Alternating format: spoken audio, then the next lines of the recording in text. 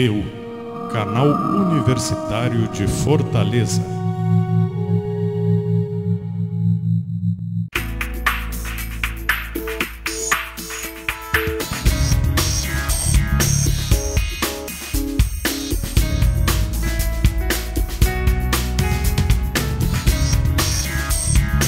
Apoio cultural, Aspec Informática, a marca da evolução na administração pública. Revista Ceará e Municípios, há 15 anos integrando a capital com o interior. Olá amigos, está no ar mais um programa Boas Práticas de Gestão. Nosso tema de hoje será Meio Ambiente e Sustentabilidade Ambiental. Trouxemos para uma conversa o prefeito de Ibiapina, Marcos Antônio da Silva Lima, e o embaixador climático do Brasil no mundo, Iranildo de Souza Ferreira. Eles estão aqui conosco e vamos debater sobre as boas práticas de gestão na área do meio ambiente, começando por um município tão pequeno, mas que tem uma excelente prática de gestão para dar um bom exemplo de como nós podemos fazer pela natureza. Prefeito, muito obrigada pela sua participação aqui conosco. Eu sei que o senhor veio especialmente de Ibiapina, lá na Serra da Ibiapaba, né, nos prestigiar e também trazer para o telespectador, para o público de um modo geral, né, as boas práticas de gestão que o senhor faz juntamente com o seu embaixador climático do Brasil, lá em Ibiapina. Obrigada também a você, Iranildo, pela sua presença aqui conosco. Mas, Iranildo, eu gostaria que você agora apresentasse para o nosso telespectador o seu diploma, né, de embaixador climático do Brasil e explicasse como é que você chegou lá, quem é que lhe delegou, né, quem lhe delegou a ser o embaixador climático do Brasil. Pronto, esse daqui é o certificado de embaixador climático. E aqui nós temos o logo do programa Climate Generation, que é Climate Change, Understand, Lead, Innovate, Research, que é compreender, liderar, inovar e pesquisar. Tudo isso em um tema principal, mudanças climáticas. Começou no ano passado, né, que o British Council abriu um processo seletivo para o programa Climate Generation na América Latina e Caribe. O programa Climate Generation é geração climática. E poderia se inscrever todos os países da América Latina e Caribe. Os requisitos eram ser doutor, cientista, engenheiros ambientais, engenheiro da área florestal, professores universitários, estudantes universitários, e não tinha nada de ensino médio. Mas mesmo assim você se candidatou? Mesmo assim eu me candidatei, porque eu pensei, eu estou fazendo a minha parte, não custa nada eu tentar. Me candidatei, pronto. Mas quando eu vi os requisitos... Ficou triste? Porque você teria que ter um projeto de abrangência grande na área ambiental e climática. E isso foi bom para mim, porque eu já tinha um programa Preservando para o Futuro, inclusive hoje hoje com maior atuação, né? Inclusive nós já estamos expandindo para outros países. E nós já tinha um programa, como eu falei anteriormente, pronto, já foi um requisito. Mas quando eu vi que tinha um vídeo em inglês, fazer um vídeo em inglês, em proficiência inglesa, eu não sabia nada de inglês. Aí você começou a estudar? Este foi meu medo, só tinha um mês para aprender inglês. Então você é autodidata? 12 horas por dia estudando inglês. Em um mês fiz um vídeo de 3 minutos. Eles gostaram desse meu vídeo e foi um dos requisitos por eu ter sido selecionado. Você vê que esse menino vai longe. Você vai perder o Iranildo. Oh, meu Deus. O meu receio é exatamente isso. Nós temos uma preciosidade nas mãos. Ibiapina tem, o Estado tem, o Brasil tem. E com essas andanças dele, Indonésia, Colômbia, foi convidado pelo governo alemão. O receio que a gente tem é que a gente perca. Ele para um outro país, ele tem pensamentos ousados. Ele quer fazer relações internacionais. Então o receio é isso que a gente pega. É por isso que a gente pede o apoio do governo do Estado, o apoio do governo federal, para que o Iranildo continue no Brasil, mesmo que ele não continue na Ibiapina, ele continue pelo menos no Brasil. O Iranildo vai ficar muito grande, muito espaçoso para continuar em Ibiapina, né? Exatamente. Eu vejo o Iranildo como aqueles jogadores de futebol, um craque que está sendo despontado numa equipe. todo mundo fica olhando para aquele cara que na hora que o time dá um vacilo, um time maior da Europa leva. Então, o receio da gente é exatamente isso. Mas qual é a sua ideia, prefeito? O que seria possível fazer pelo Iranildo? Eu acho que o governo do Estado, o governo federal, devia dar uma oportunidade a ele dele seguir o que ele quer. Ele quer fazer relações internacionais. Mas nós temos aqui próximo em Fortaleza, né? Cursos já da área internacional. Ou você pensa numa coisa maior, Iranildo? E em contrapartida, vamos dizer, uma bolsa para ele fazer um curso desse. E em contrapartida, ele ia trabalhar num órgão ambiental, seja do governo do Estado, seja do governo federal, para levar esses conhecimentos dele. E se comprometer a voltar em Ibiapina pelo menos uma vez por ano e fazer a lição de casa, não é isso, prefeito? Com certeza. Ele não pode abandonar Ibiapina. Ele não pode abandonar Ibiapina. Está, olha, no sangue. Não pode abandonar Ibiapina, mas o meu receio não é que ele abandone Ibiapina, o meu receio é que ele abandone o Brasil. E a gente perca uma personalidade dessa. Então, eu acho que um apelo que a gente faz é isso, que o governo do Estado, o governo federal, olhe com bons olhos, assim como ele é olhado pelo exterior. Ele me contando que na Indonésia ele foi onde ele se sentiu realmente um embaixador. Porque ele chegou no aeroporto, estava lá policiais e batedores para levar ele entrou no ônibus, batedores na frente do ônibus e atrás do ônibus, protegendo ele. Então ele me falando que realmente se sentiu um embaixador. Então, se a Indonésia dá esse valor todo, por que o nosso Estado não dá? Por que o nosso país não dá esse valor? Então é isso que a gente... Aliás, eu quero ler aqui uma correspondência, rapidamente, que o Iranildo recebeu, do secretário-chefe do gabinete do governador, né? Mas eu acho que o governador Cid Gomes, aqui fica também o meu pedido, eu estou sensibilizada com o trabalho do Iranildo, assim que eu soube, eu o convidei imediatamente para vir ao nosso programa, acho que o governador deveria recebê-lo em seu gabinete, né, e oferecer todo o apoio, porque o trabalho que esse rapaz desenvolve é realmente espetacular. Então, aqui em nome do governador Cid Gomes, o secretário-chefe do gabinete, parabeniza o Iranildo por ter sido selecionado pela Organização das Nações Unidas para representar o Brasil na Tunísia, não é isso? Na Tunza, conferência, pois é. E essa indicação, diz o governador, enche-nos de orgulho. A nós cearenses, representando ao mesmo tempo uma honra e grande responsabilidade para você. Mas não é só isso, não é, Iranildo? Você quer muito mais. Você está com o microfone aberto para dizer qual é o seu ideal, o que é que daqui para frente, você está terminando o seu 3º ano, não é isso, Iranildo? Sim, exatamente. Mas vamos continuar os requisitos para ser embaixador, né? Pronto, que nós ótimo. Não terminamos, vamos. Exatamente. Como eu já falei anteriormente, um projeto em inglês, eu aprendi inglês em um mês, né, o básico, e você teria que ter 2 cartas de indicações de pessoas a nível ambiental muito grande. E eu teria que ser um maior ainda, porque não tinha categoria de ensino médio para participar. Aí eu pensei, quem eu vou pedir a carta de orientação? É por isso que eu sempre falo, mais vale ter amigos verdadeiros do que dinheiro no banco. Só liguei para a ex-secretária nacional de mudanças climáticas do Brasil, Suzana Kahn, ela me indicou. E o representante da Unesco no Brasil também me indicou, Celso Salatiel.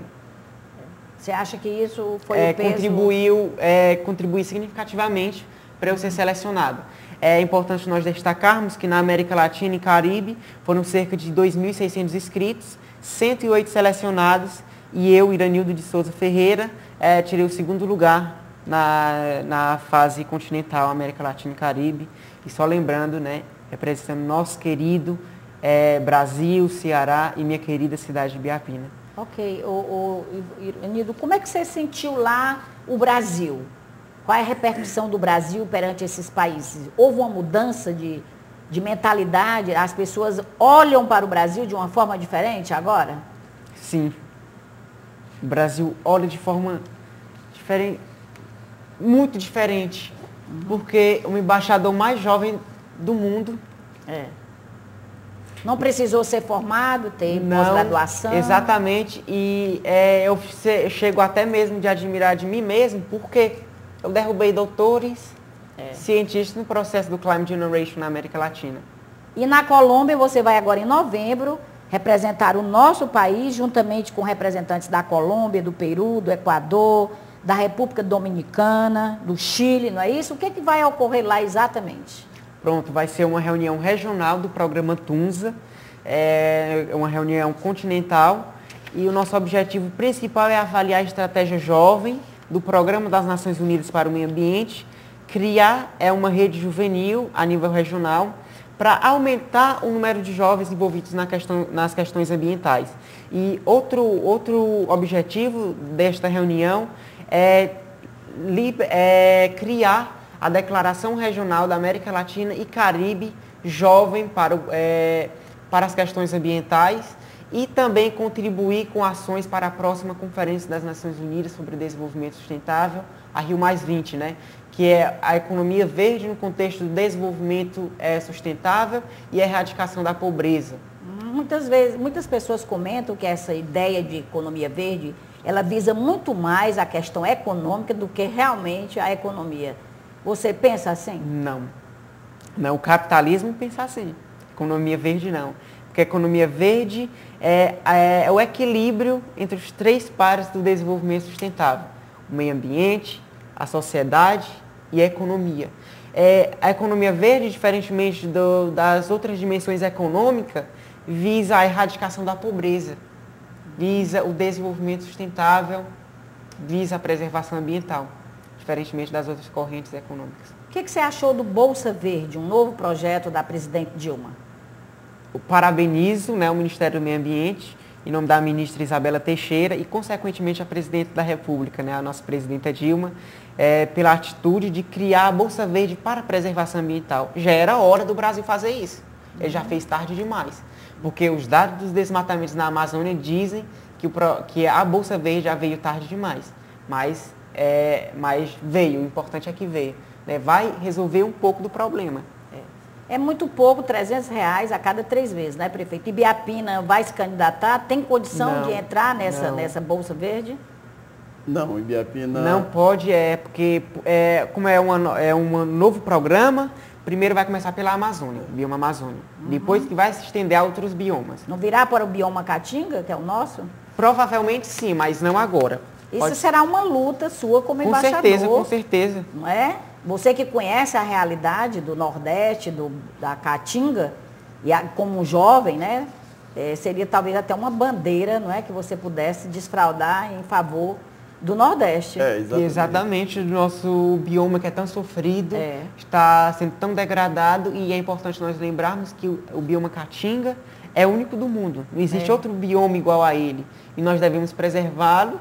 E a Bolsa Verde é uma das soluções para preservá-lo. Talvez até por falta de conhecimento, né, o Iranildo, o bioma Caatinga não tenha sido incluído logo nessa primeira etapa, mas com uma luta, com um trabalho, você acha que é possível, não é isso? Com certeza, eu irei já falar, ligar para o Ministério do Meio Ambiente, para a Secretaria de Biodiversidade, ligar para a Samira Crispo, que é secretária de Articulação Institucional e Cidadania Ambiental do Ministério do Meio Ambiente, para ver a possibilidade de nós engajarmos o nosso bioma, nosso bioma Caatinga, que é a Mata Branca. Com certeza. O que ainda é preciso fazer, né? Tem muita coisa a fazer, né? Para melhorar a vida nos nossos municípios. Você que nasceu lá, que é filho de um agricultor, fale um pouco da sua família. Sim, eu sou de família humilde, eu sou filho de agricultor, que para a questão ambiental já poderia ser um paradigma, porque desmata muito. Eu faço parte do problema, como eu já falei anteriormente. Esses problemas ambientais eu tenho contribuído. Eu não sou 100% ambientalmente correto, eu estou fazendo a minha parte. Sou filho de dona de casa, sou de família muito simples, família simples do interior, você já imagina. E os seus irmãos também gostam dessa ação da natureza? Particularmente não, mas eles estão fazendo sua parte também, para resolver o problema. Quanto à minha mensagem, eu quero falar que nós temos investimento para a educação, saúde, transporte, cultura, para todas as áreas. Mas, infelizmente, o nosso querido meio ambiente é tratado que nem um vagabundo. Não tem recurso para o meio ambiente. Porque quando vai ter cortes orçamentários, A primeira coisa que... O meio ambiente. É o meio ambiente. O meio ambiente não é levado a sério, infelizmente. E as previsões do painel intergovernamental sobre as mudanças do clima são super catastróficas. Vamos imaginar, você vai ao seu médico fazer um check-up. Seu médico diz, você tem apenas 1 ano de vida, 2 anos. E ainda mais ele diz, o café é o responsável pela sua vida. Você deixaria de tomar o café? Sim. Não, você não deixaria, porque senão você iria morrer. E por que é que nós cortamos nossas árvores, que são responsáveis pela vida? Porque nós, seres humanos... plantar e produzir cada vez mais seria uma resposta. Exatamente. E você me diria o quê? Por que nós derrubamos nossas árvores? Sim. Por causa do individualismo conosco mesmo. Por causa disso. Porque o que move a nossa atual economia é o ter e não ser. E a economia verde é uma das soluções para isso. E lembrando que o painel intergovernamental sobre as mudanças climáticas fez uma previsão. O ser humano só pode se adaptar a 2 graus centígrados. Nossa temperatura da Revolução Industrial até 2005 aumentou substancialmente. Agora eu pergunto para você, quanto você acha que aumentou? Nossa temperatura da Revolução graus. Industrial até 2005? 6 ou 8 graus.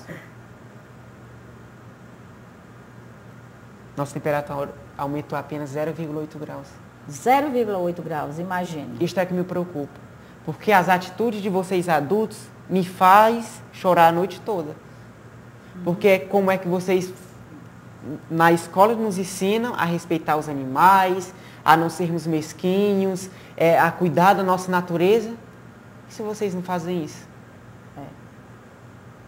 Isso me deixa muito triste. O que você colocaria, assim, para o telespectador como, vamos dizer assim, 3 boas práticas de sustentabilidade ambiental que você, inclusive em suas palestras, eu gostaria de saber o que é que você diz, né, nas palestras que você dá por aí fora. Qual é a sua mensagem? Primeiro, eu acredito que pensar na coletividade. Vamos quebrar o individualismo. Vamos tratar o meio ambiente como uma das prioridades e a educação ambiental. Porque a educação ambiental é a primeira ferramenta para isso tudo. Sem a educação ambiental, nós não podemos ter grandes obras ambientais, né, de sensibilização, de preservação ambiental. Tudo tem que passar pela educação ambiental. Agora, como eu já falei, nossa temperatura aumentou 0,8 graus. E a previsão até 2030 é 2 graus. E o problema é que o ser humano só pode se adaptar a 2 graus. E os 2 graus era até para 2100. Mas e 2 graus já é 2030. E só fazendo uma parte, Iranildo, na sua observação, eu já trouxe aqui um cientista, um físico da Universidade Federal do Ceará, e ele fez um contraponto de que o Sol também, a mudança da posição do Sol, interfere muito na questão da variação do clima. Não é só a questão do desmatamento, da poluição do ar, da água, dos carros, dos veículos. Tem a questão do deslocamento do Sol também.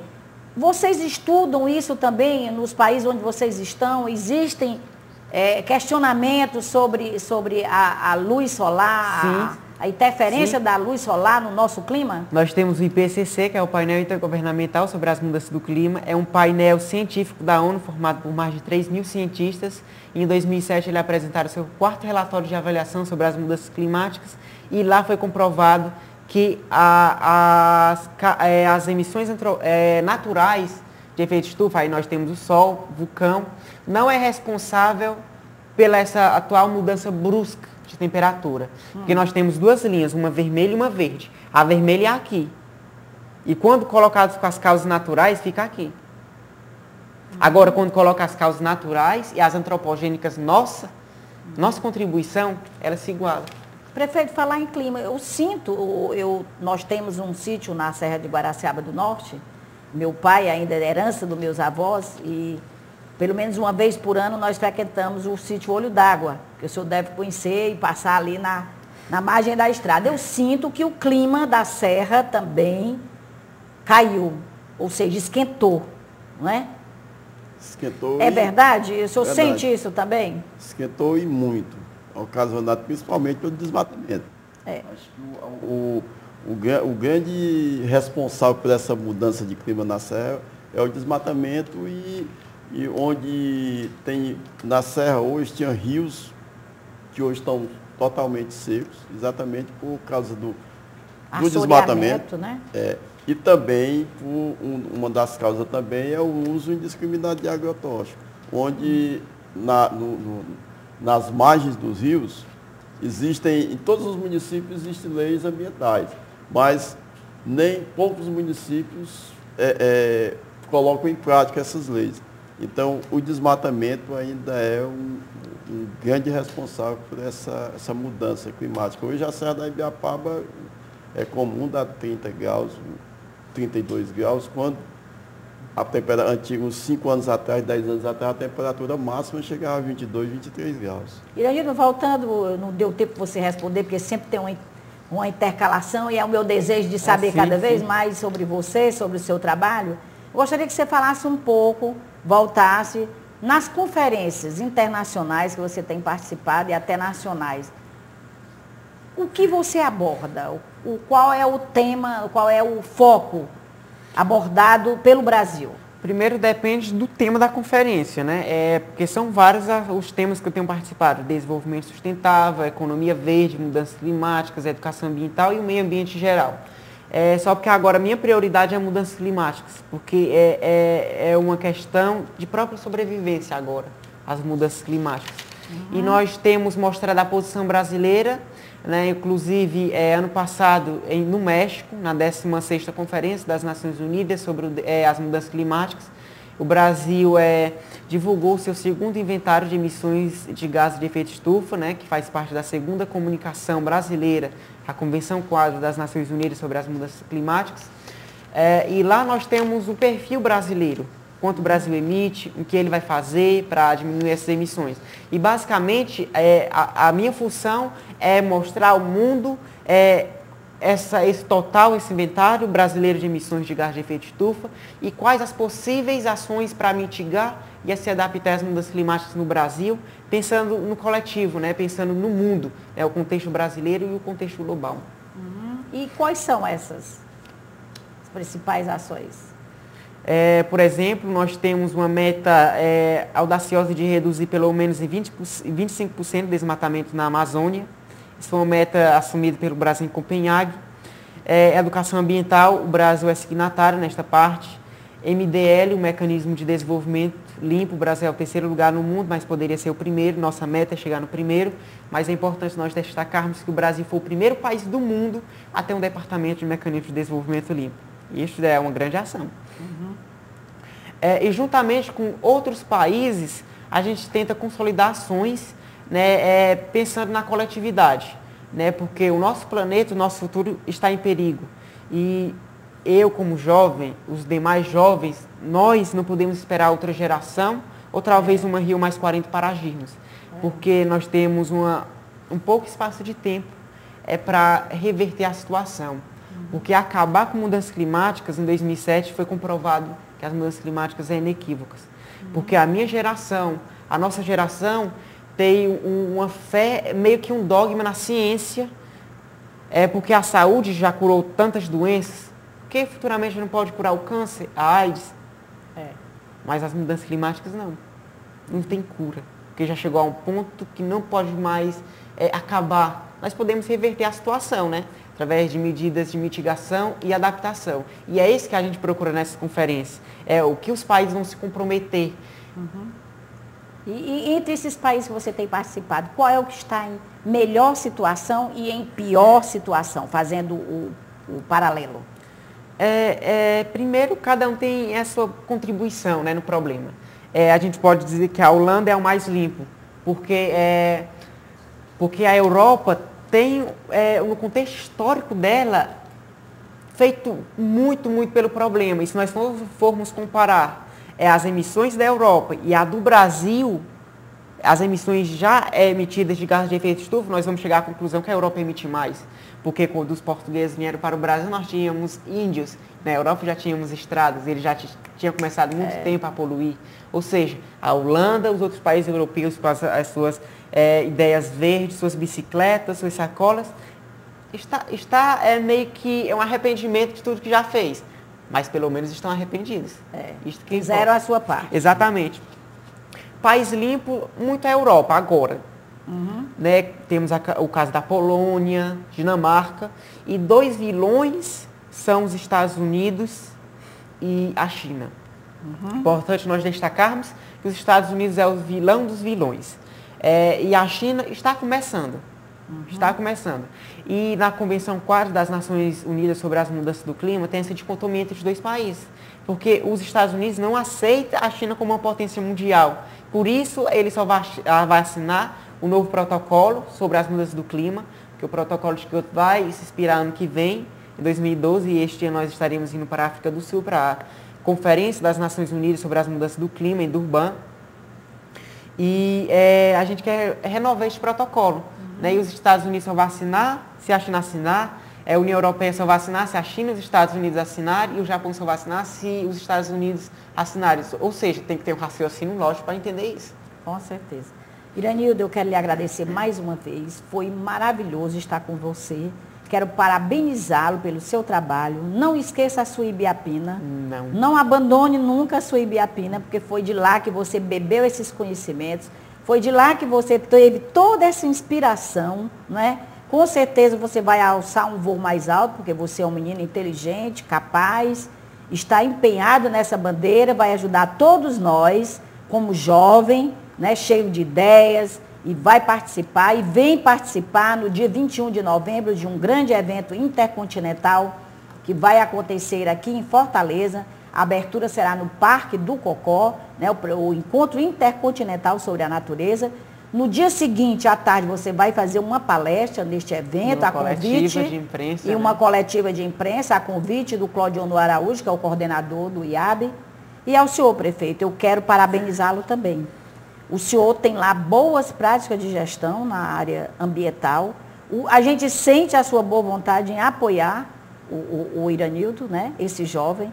Sente a boa vontade em mantê-lo na cidade, mas sabe que é quase que impossível diante da capacidade que esse jovem tem. E está buscando uma alternativa. A gente sabe que hoje o senhor o emprega lá, né, na Secretaria de Educação, dá uma condição de vida a ele. Eu até, Iranildo, fiz um pedido a ele, que você nem sabe, mas eu vou fazer em público. E eu já... Tipo o Luciano Huck, que ele fosse na sua casa e visse como mora a sua família, né? E ajudasse a sua casa, ajudasse a sua família, porque eu vejo esse trabalho que o comunicador Luciano Huck faz, eu não quero ser igual a ele, nem jamais tenho a capacidade de ser igual ao Huck, né? Mas ele já me disse que já está pensando nisso e vai nos dar a boa nova agora. Prefeito, muito obrigado. Eu deixo os últimos instantes para as suas despedidas. Eu é que agradeço, Silvana, pelo espaço que você nos concedeu aqui, tanto para mim como para o Iranildo. E que a gente tinha falado, eu conversei também com o Iranildo. A gente vem, dentro da medida do possível, ajudando ele nessa caminhada, que não é fácil. Não foi fácil ele chegar onde chegou, e não é fácil para ele galgar patamares cada vez mais, também é difícil. Mas a gente está ajudando, dentro da medida do possível, estamos ajudando, estamos fazendo parceiros do Iranildo.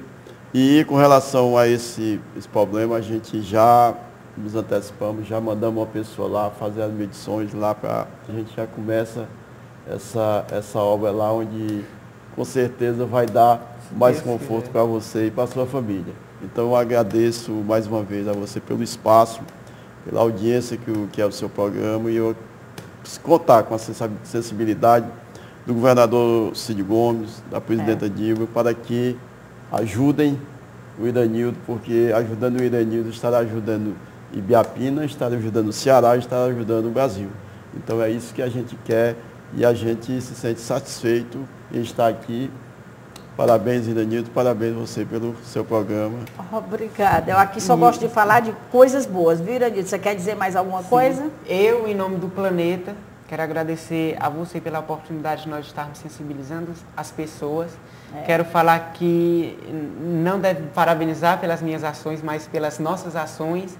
E dizer que esta não é uma hora para o pessimismo, É uma ação uma hora para uma ação construtiva e determinada, porque o sinal de alerta já foi dado. Muito obrigado, saudações ecológicas e sustentáveis. Ok, muito obrigada a você, telespectador, pela audiência e até a próxima, se Deus assim nos permitir. Até lá.